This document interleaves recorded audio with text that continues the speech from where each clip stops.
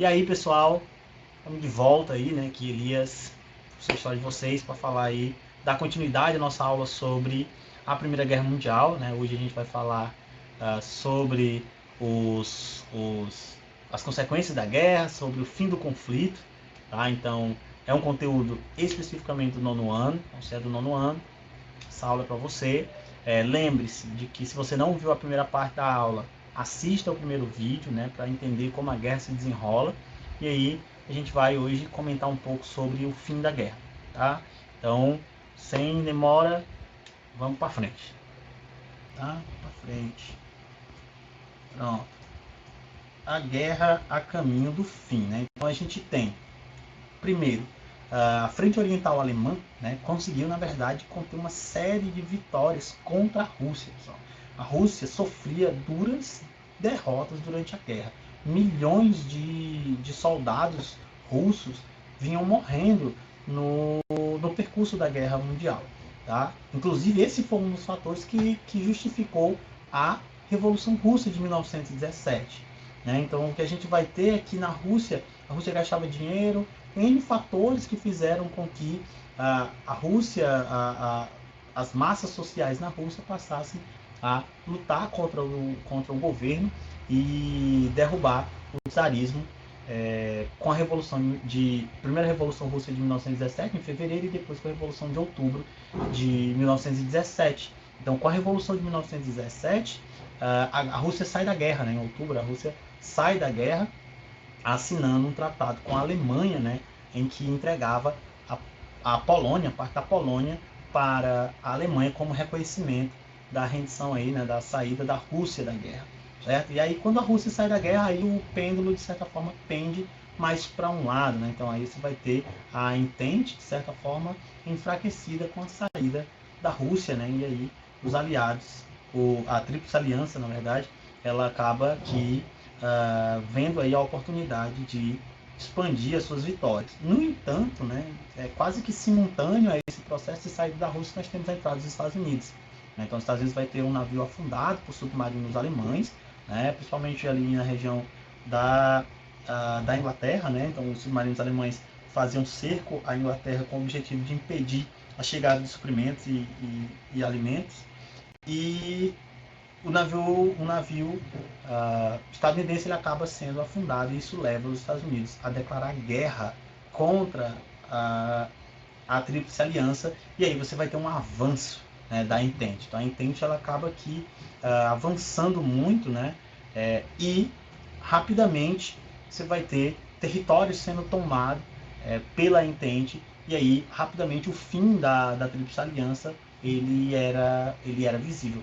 Né? Então, a queda do Império Austro-Húngaro, a rendição da Itália, e tudo isso acaba deixando isoladamente a Alemanha, que em 1918, o Guilherme II, então Kaiser, né, imperador, ele abdica, né, abdica do poder e inicia-se um governo, né, provisório lá, que assina a rendição. Então, com a rendição alemã, você tem o fim da Primeira Guerra Mundial. Tá? A Primeira Guerra Mundial, pessoal, ela foi marcada aqui por alguns tratados, né, que são muito importantes de se entender para a gente poder pensar, inclusive, a própria Segunda Guerra Mundial. Né?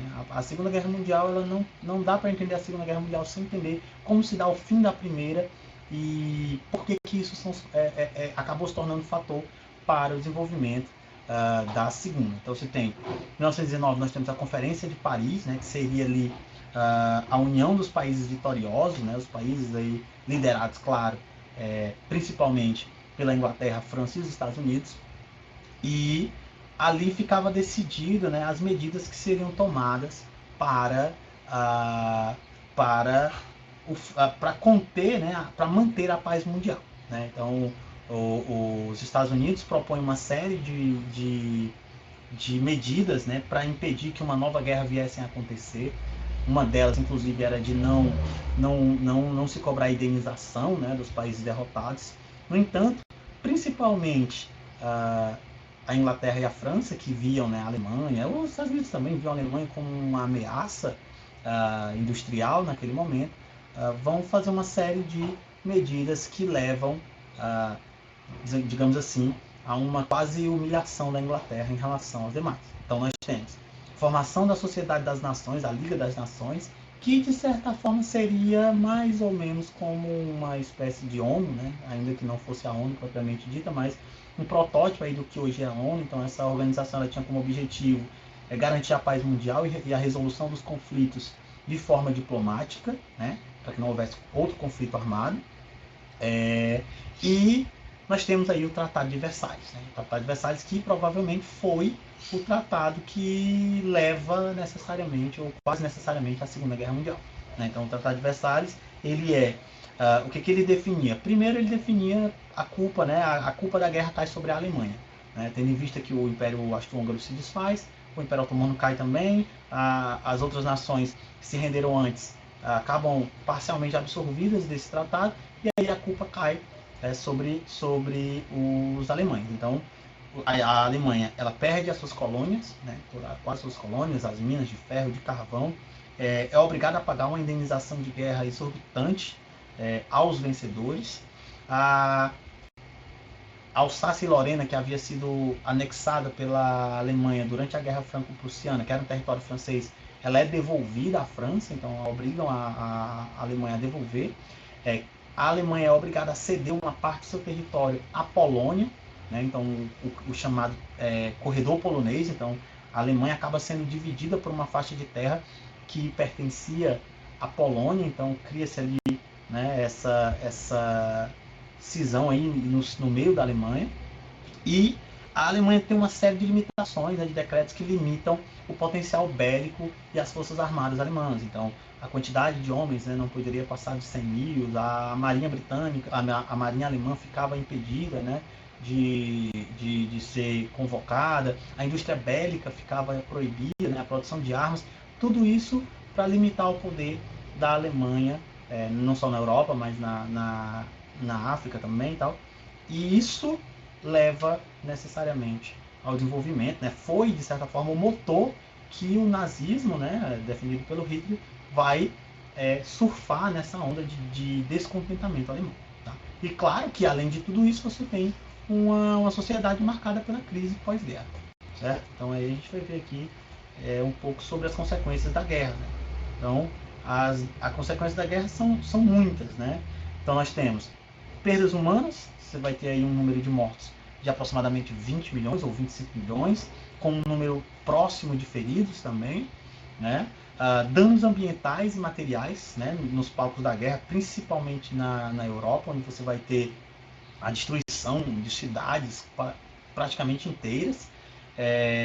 Você tem a crise social e política. Então, com o fim da guerra, pessoal, essa sensação de insatisfação com os regimes e a descrença, principalmente na democracia, foi a base para o surgimento dos regimes totalitários, o nazifascismo, o nazismo, o fascismo, né? que foram regimes que surgem desse descontentamento com a democracia, com essa descrença das democracias liberais.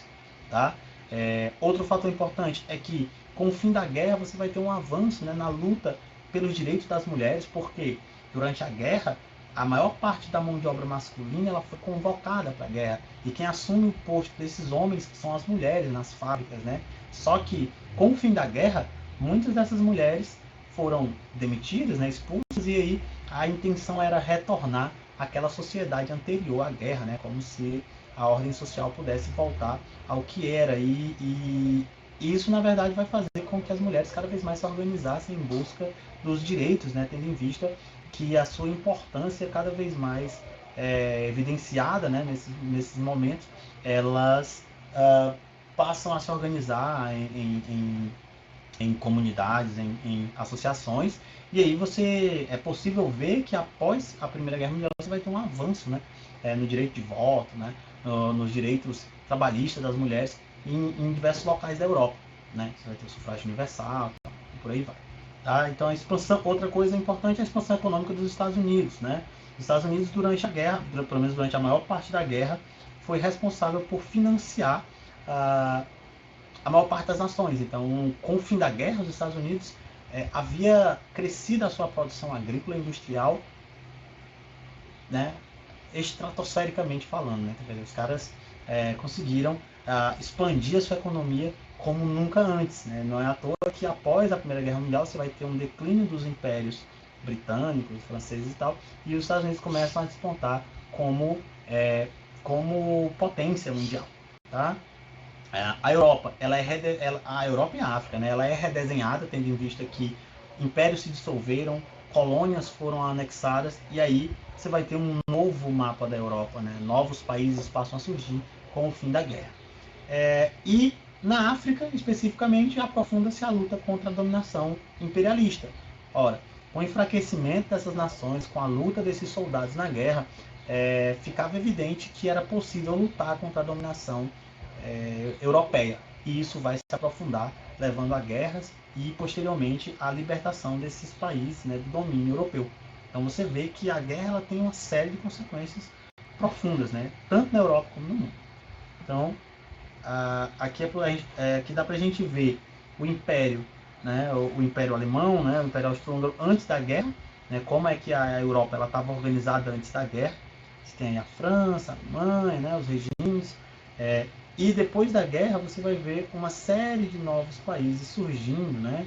Olha só aqui, esses países vermelhos aqui são os países que surgiram após a Primeira Guerra Mundial. Você tem a Finlândia, a Estônia, a Letônia, a Lituânia, a Prússia, né? Prússia Oriental, no caso aí, a Polônia, né? que se torna independente. Nós temos a Tchecoslováquia, a Áustria e a Hungria, né? Se separam do que antes era o Império Austro-Húngaro, a Iugoslávia. Então você tem aí uma série de mudanças, né? A Turquia surge como país efetivo, né? Antes Império Otomano, agora passava a se tornar um país independente. Então você vai ter uma série de mudanças, né? nesse mapa europeu. Tá? E por hoje é só. Então, muito obrigado por assistir. Obrigado mais uma vez. Até a próxima. Então, estudem de novo, estudem mais uma vez. Valeu!